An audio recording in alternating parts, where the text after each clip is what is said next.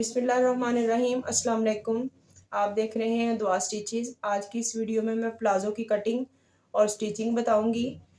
ये जो प्लाज़ो है हमने बच्ची के साइज़ का सिलाई करना है। बच्ची 12 साल की बच्ची के लिए हमने प्लाज़ो सिलाई करने के लिए उसका साइज़ लिया है, जिसकी लंबाई है 33 इंच। आसन जो है हमारे पास 13 इंच है। घेर है इसका 16 इंच और जो हमने पांचा रखना है वो 19 इंच रखना है। प्लाज़ो सिलाई करने के लिए हमने 2.25 गज कपड़ा लिया है, जिसकी चौड़ाई हमने ली है 38 इंच है। ये हमारे पास जो खोल के हमने इसको रखा हुआ है, इसकी जो चौड़ाई है वो 38 इंच है और जो इसकी लंबाई है वो 2.25 गज इसकी लंबाई है। इसको हमने 4th फोल्ड में फोल्ड कर लिया है। प्लाज़ो की लंबाई रखने के लिए हमने पहले 2 इंच इसका जो नेफे का साइज़ है वो निकाल लेना है। 2 इंच पे हमने निशान लगा लिया है। इसके बाद जो लंबाई है उसका साइज़ हमने लेना है। लंबाई हमारे पास है 33 इंच और 2 इंच हमने इसका बढ़ा देना है साइज़ फोल्डिंग के लिए। 35 हो गई है। अब हमने जो नेफे का साइज़ है उसको सीधा कर लेना है। इसके बाद जो पांचे का साइज़ है उसको भी हमने सीधा निशान लगा लेना है।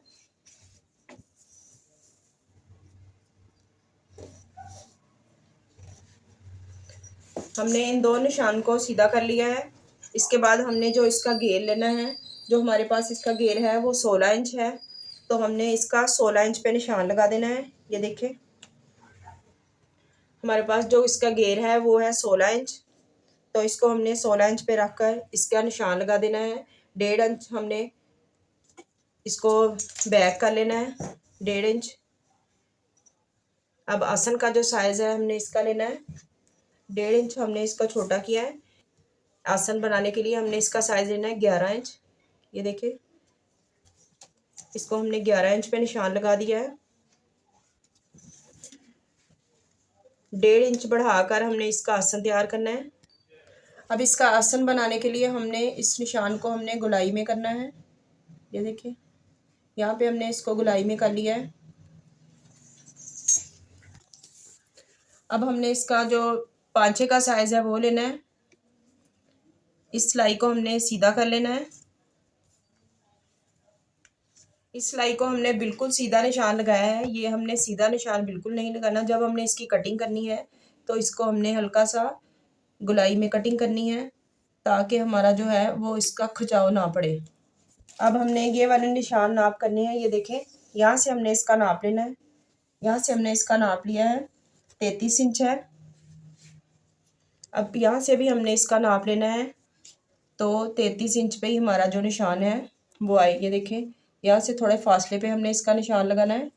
ये देखें यहाँ से भी फिर इतने ही फासले पे इसका निशान आएगा। अब इसकी हमने कटिंग कर देनी है। जो निशान हमने लगाए हैं इस निशान की हमने कटिंग करनी है। ये निशान हमने बिल्कुल सीधा नहीं कटिंग करना, यहाँ से हमने हल्का सा इसको गोलाई में शेप देनी है, गोलाई करनी है, तब भी ये हमारा निशान इस तरह सीधा आएगा। ये देखें इस तरह।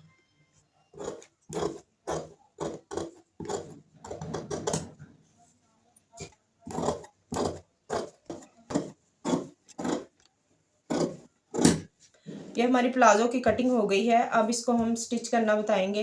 ये हमने प्लाज़ो की सिलाई शुरू करने के लिए सबसे पहले हमने इसके आसन की सिलाई लगानी है।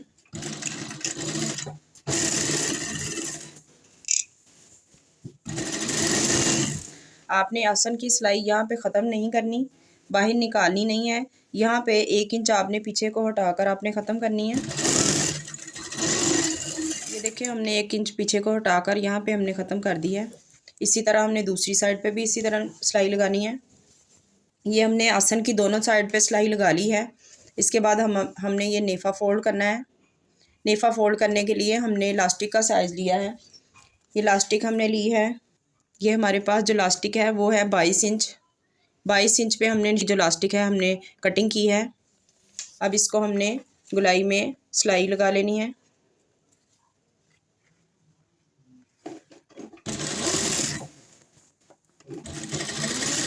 ये सिलाई को अच्छी तरह पक्का करना है हमने।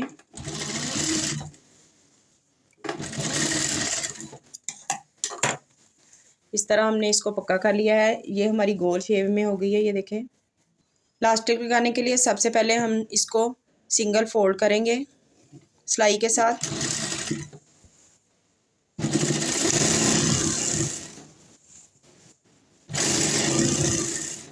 ये हमने तमाम सिलाई जो है वो सिंगल फोल्ड कर ली है। अब हमने प्लाज़ो को सीधा कर लेना है।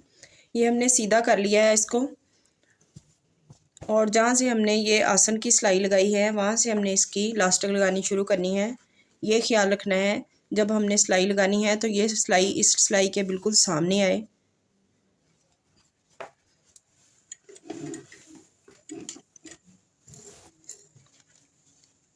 इसी तरह हमने साथ साथ इलास्टिक लगाते जाना है और सिलाई करते जाना है।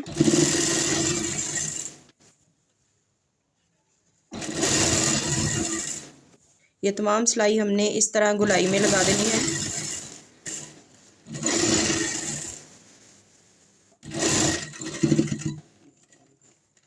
ये हमने इलास्टिक लगा दी है इसमें। अब हमने इलास्टिक को बराबर करने के लिए इसको अच्छी तरह हमने खींचना है ताकि इसकी जो चुनट है वो सारी तरफ बराबर हो जाए। ये देखें, इसको चारों तरफ हमने अच्छी तरह खींच लेना है। ये हमारी जो चुनट है बिल्कुल बराबर हो गई है। ये वाली सिलाई इस सिलाई के सामने हमने रख के देखनी है।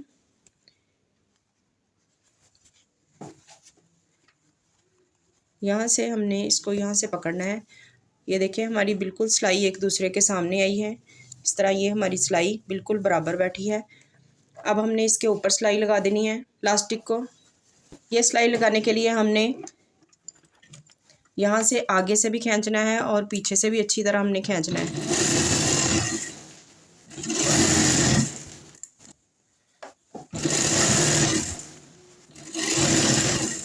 ये हमारी इलास्टिक को सिलाई लग चुकी है, आप देख सकते हैं। ये सिलाई देखें बिल्कुल हमारी बराबर चुनट आई है सारी। अब जो हमारा पांचा है इसको हमने बंद करने के लिए इसकी सिलाई लगानी है।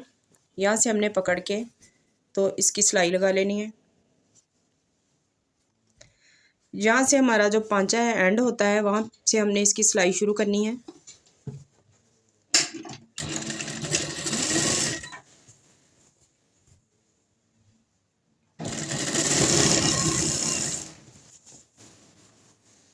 यह सिलाई हमने आसन तक लगा लेनी है।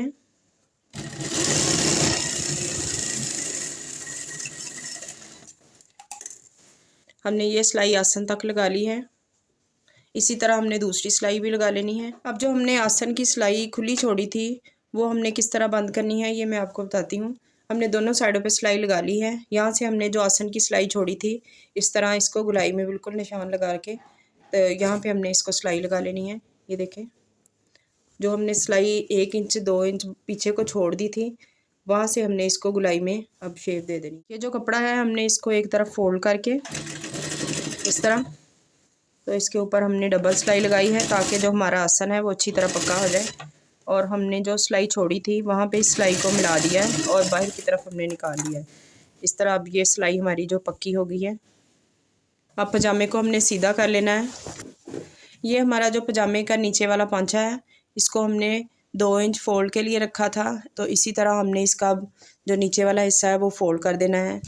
इसका 1/2 इंच हमने फोल्ड करने के लिए रखना है और 1.5 इंच हमने इसको फोल्ड करके यहाँ पे हमने सिलाई लगा देनी है।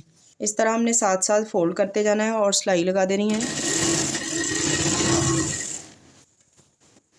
1/2 इंच हमने इसको फोल्ड करके तो 1.5 इंच पे हमने इसको फोल्ड कर देना है। हमारा जो प्लाज़ो है वो तैयार हो चुका है, आप देख सकते हैं। जिस तरह हमने इसकी कटिंग की थी सिलाई भी हमने कर ली है। इसकी सिलाई और कटिंग बहुत ही ईजी है। अगर आपको हमारा काम पसंद है तो हमारे चैनल को लाइक करें, शेयर करें और सब्सक्राइब करें। अल्लाह हाफिज़।